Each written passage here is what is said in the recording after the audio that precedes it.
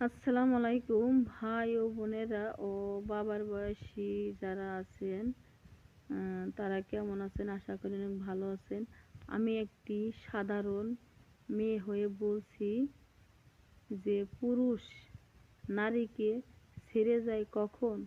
যখন নারী স্বামীর সঙ্গে তর্ক বিতর্ক ঝগড়া লাগায়, উল্টাপাল্টা স্বামীর সঙ্গে কথা বলে, স্বামীর সঙ্গে তুই তুই করে কথা বলে, খারাপ ভাষায় কথা বলে, স্বামীকে সম্মান করে না, স্বামীর কষ্টকে সে বুঝে না। স্বামী যে কত কষ্ট করে তাদের জন্য রিজিক আনতেছে, তারা যে খাচ্ছে, তারা কিন্তু এই মূল্যটা স্বামীকে দেয় না। তো এই জন্য আমরা চেষ্টা করব আমরা যেন এরকমটা না করি। একটা পুরুষ তার স্ত্রী যতই কালো হোক, চেহারা অসুন্দর হোক, কিন্তু তাকে কিন্তু সহজে তালাক দেয় না। কারণ তালাক দেয় তার মুখের খারাপ ভাষায়, খারাপ ব্যবহারে। স্ত্রীকে মন থেকে দূরে সরিয়ে দেয়, কারণ তার মুখের ভাষায়, খারাপ ভাষায় এবং খারাপ আচরণে। পুরুষ নারীকে তালাক দিতে কখন বাধ্য হয়?